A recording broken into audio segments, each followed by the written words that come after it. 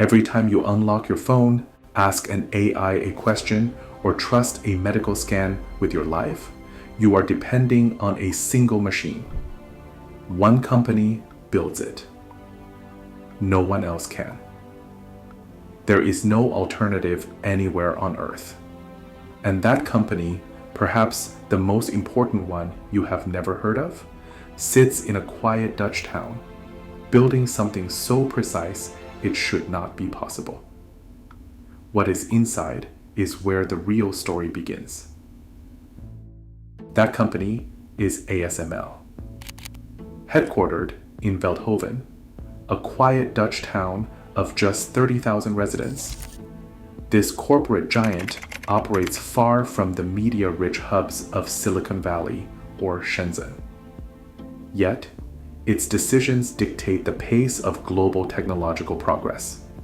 It started in 1984 as a risky joint venture. Royal Philips, the Dutch electronics giant, partnered with a small semiconductor equipment manufacturer named ASMY to spin off a new, highly specialized division. They called it ASM lithography.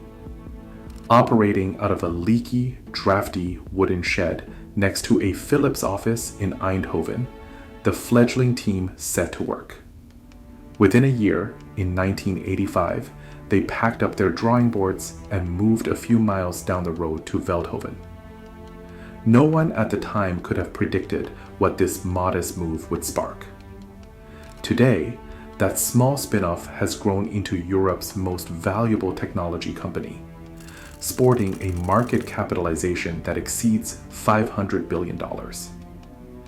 This quiet Dutch suburb is now the undisputed center of gravity for the global tech sector. Every major microchip manufacturer on Earth must eventually route their grandest ambitions through this single, unlikely coordinate. How does a $500 billion empire remain completely hidden from the public eye? The answer lies in its business model. ASML does not make smartphones, gaming consoles, or laptops. You cannot buy an ASML product at a retail store, and you will never see their logo on a billboard. Instead, they operate entirely in the background of global industry, selling exclusively to other giant corporations.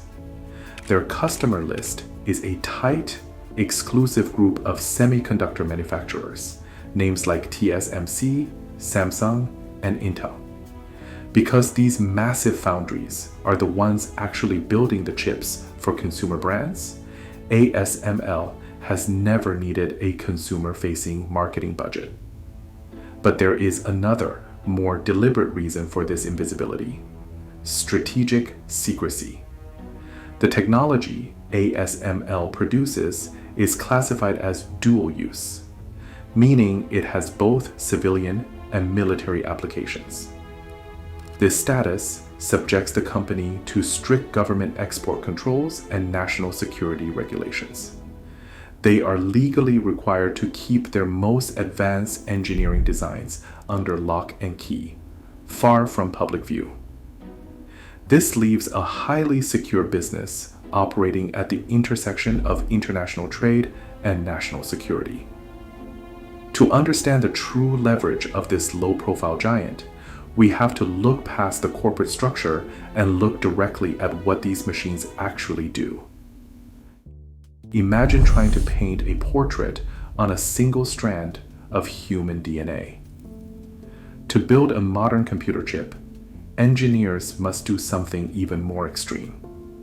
They have to print billions of microscopic pathways onto a slice of silicon no larger than a fingernail.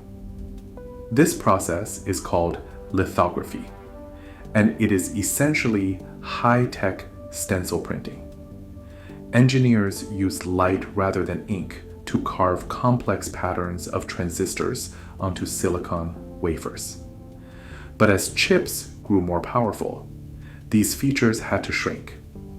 The lines became so microscopic that regular light was simply too fat to draw them. To solve this, the industry had to find a light source with a wavelength so short it borders on the edge of an X-ray. This is extreme ultraviolet light, or EUV.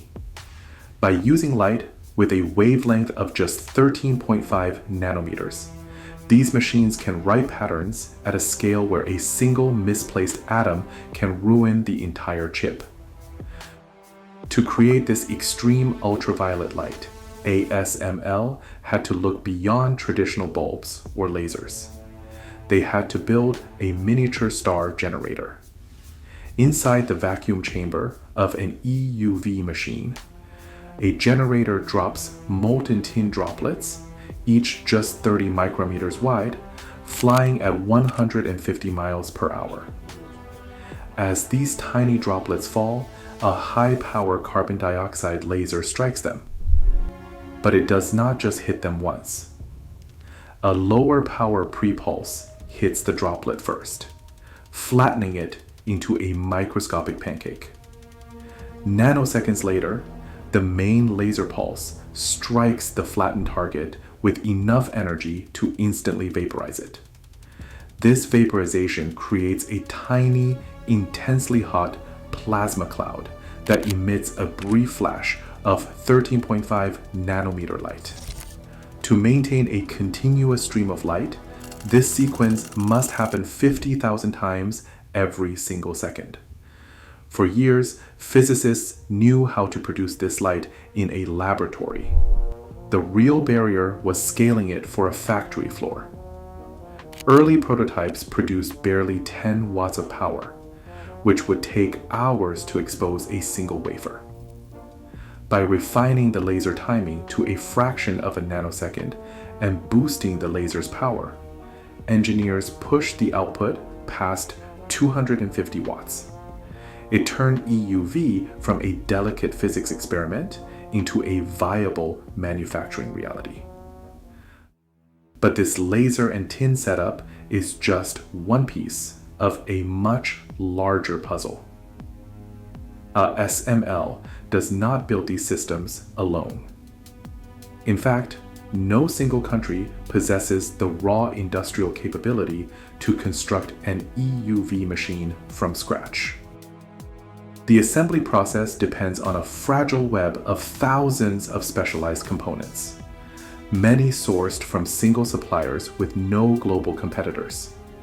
Carl Zeiss in Germany polishes the reflective mirror optics to near-atomic flatness. San Diego-based Cymer provides the underlying light source lineage. These decades of co-development have created an unyielding bottleneck. If a single partner in Germany, Japan, or the United States stops shipping, the entire production line stops. The actual advantage protecting this technology is not just genius engineering in Veldhoven, it is a decades-long international alliance that cannot be matched. An EUV machine, once assembled, is still just an incredibly precise tool. To actually produce a working microchip, that tool must ship directly to Taiwan, straight into the clean rooms of Taiwan Semiconductor Manufacturing Company, or TSMC.